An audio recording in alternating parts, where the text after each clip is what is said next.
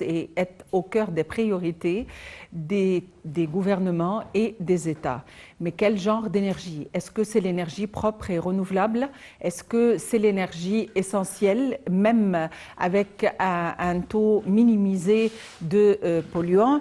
Aujourd'hui, nous allons parler des gisements de gaz et du pétrole. Nous allons parler du gaz dans le bassin de la Méditerranée, étant donné que l'Égypte doit présider en 2003 la nouvelle session du Forum de gaz de la Méditerranée orientale et une présidence qui coïncide justement avec la découverte d'un nouveau gisement de gaz naturel. Aussi, l'Égypte a réussi durant 7 ans à exécuter 27 projets pour le développement des champs gaziers, portant le total des investissements à environ 21 milliards de dollars, avec 6,5 milliards de pieds cubes de gaz naturel produits par jour. Et sur un autre plan, du fait de la guerre évidemment en Ukraine et des sanctions anti-russes, l'Égypte devient un acteur de plus en plus important des exportations de gaz vers l'Europe. Et durant les 4 premiers mois de 2022, elle a exporté 3,9 milliards de dollars pour 3,9 milliards de dollars, soit autant que toute l'année 2021 qui avait déjà enregistré un bond par rapport à 2020. Et pour l'instant, nous allons jeter davantage la lumière sur l'Égypte qui doit présider en 2023 le forum, la nouvelle session du Forum du gaz de la Méditerranée orientale. Les détails dans ce compte rendu. La découverte du champ de gaz Zohr en Méditerranée a changé la donne énergétique dans la région.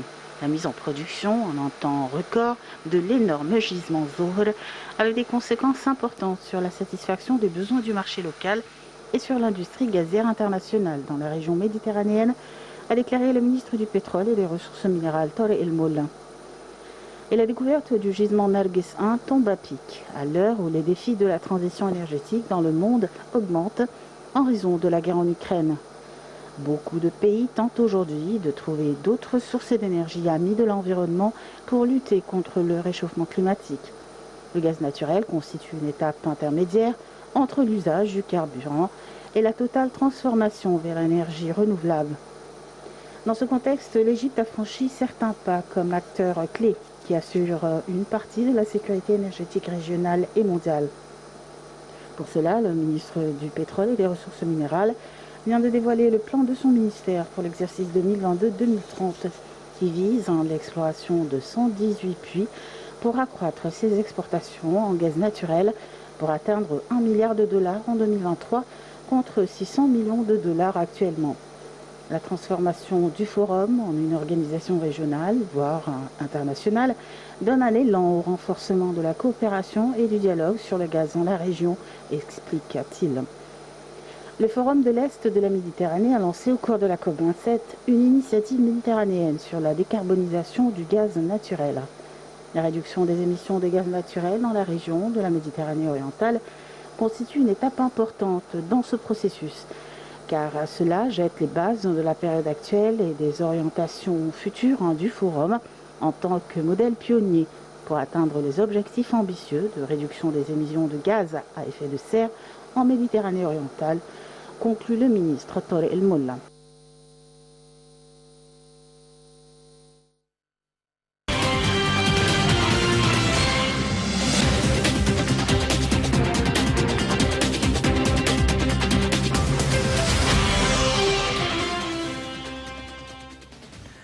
Et pour nous donner plus d'éclaircissements, nous avons le plaisir d'avoir en ligne Dr Amr Mohsen, expert en énergie. Dr Amr Mohsen, bonsoir et bienvenue avec nous.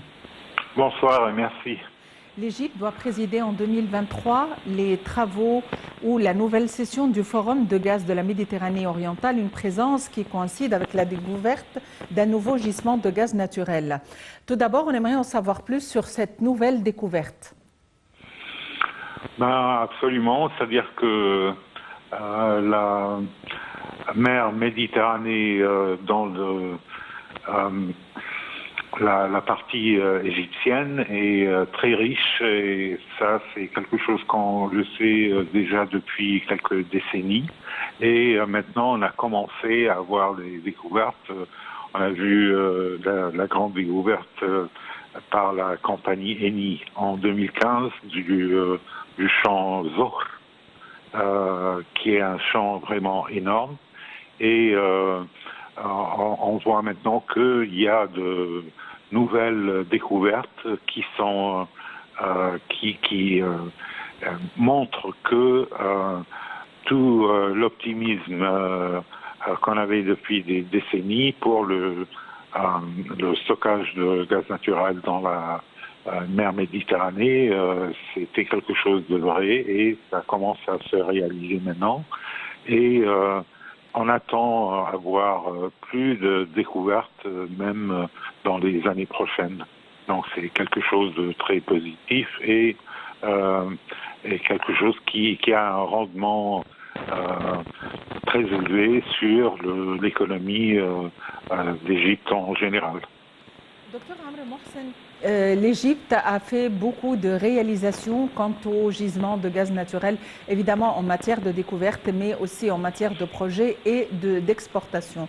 On aimerait jeter la lumière sur la situation concernant le gaz et le gaz liquéfié de l'Égypte.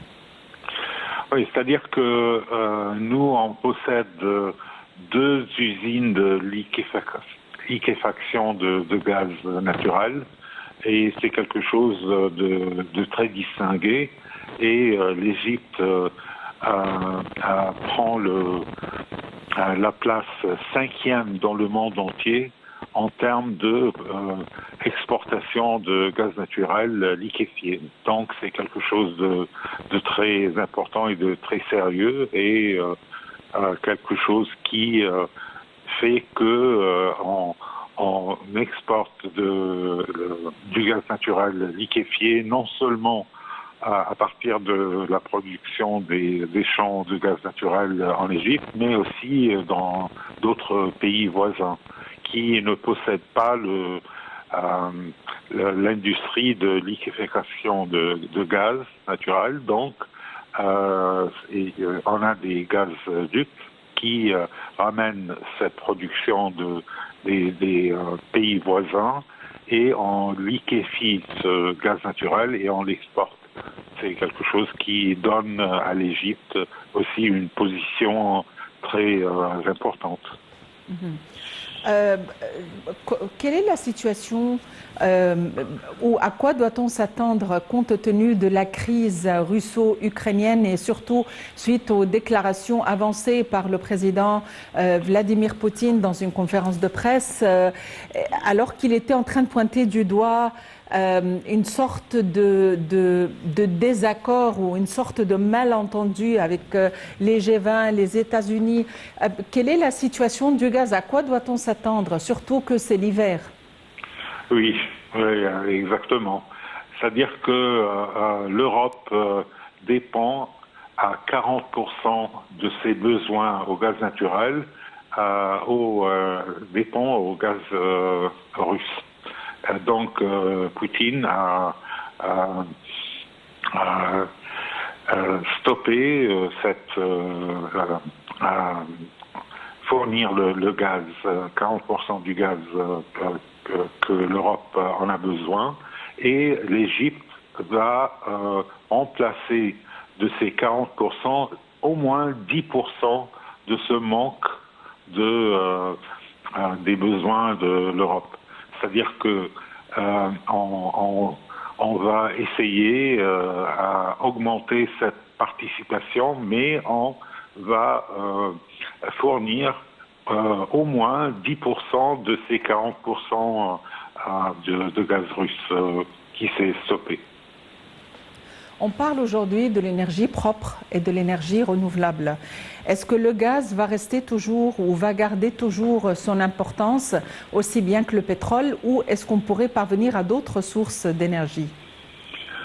Ça prendra du temps pour se débarrasser de ces carburants polluants, c'est-à-dire le pétrole et le gaz naturel.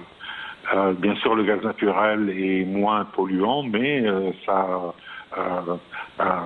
garde toujours ses émissions de carbone et de gaz à effet de serre. Donc, ça prendra du temps. C'est-à-dire que si on examine les pays européens et ce qu'ils vont faire.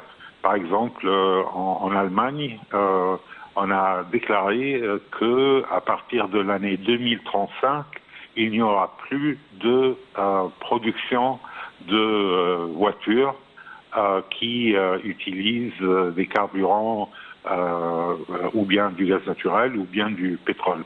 Donc 2035, c'est déjà, il reste quelques temps. C'est-à-dire que tout le monde essaye de se débarrasser, de remplacer les besoins de carburants fossiles qui produisent des émissions vraiment polluantes, mais ça prendra du temps. Disons 2035, 2040, quelque chose comme ça. À votre avis, qu'en est-il concernant évidemment le gaz en tant que source d'énergie importante pour l'Europe via la Russie et compte tenu de la tension existante suite à cette guerre, à votre avis, qu'est-ce que l'Europe va faire, l'Europe qui dépendait si longuement du gaz russe? Oui, c'est-à-dire, comme je viens de le dire, 40% de la consommation de gaz naturel en Europe venait du gaz russe. Donc ça s'est stoppé et l'Europe va commencer à avoir d'autres ressources pour le gaz naturel, mais aussi ça va accélérer leurs efforts à remplacer le gaz naturel avec l'hydrogène vert, par exemple. Et l'Égypte va jouer un rôle aussi dans ce phénomène, parce que nous, on a commencé à construire une usine dans la zone industrielle de Sorna pour produire de l'hydrogène vert qui est destiné à fournir un carburant propre à l'Europe. Donc l'Europe, bien sûr, a un grand problème, mais ils sont très actifs à chercher des solutions et des alternatives. Est-ce que cette crise est en faveur des grands pays producteurs de pétrole, les pays arabes exportateurs de pétrole, l'OPEP? Oui, partiellement, oui, bien sûr, parce que ça, c'est une crise très sérieuse que l'Europe passe maintenant avec le stoppage du gaz russe, 40% de leurs besoins. Mais je pense que le pétrole brut ne va pas jouer un grand rôle en essayant de trouver des ressources. Ça sera plus le gaz naturel et aussi l'hydrogène vert, plus que le pétrole brut. Docteur Amr Mohsen, vous êtes spécialiste d'énergie. Merci d'avoir été avec nous aujourd'hui.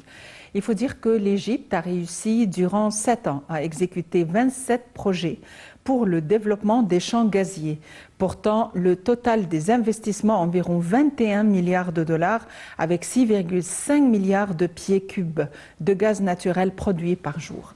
Le point. La production quotidienne de gaz égyptien dépasse les 3 milliards de mètres cubes. Même si plus de la moitié de la production est consommée par les 110 millions d'Égyptiens, avec l'entrée du gaz dans toutes les grandes villes, la capacité d'exportation peut être augmentée. Des travaux très avancés sont en cours pour la construction de nouveaux gazoducs, le forage de nouveaux puits et l'augmentation de la capacité de liquéfaction et l'élargissement des terminaux méthaniers.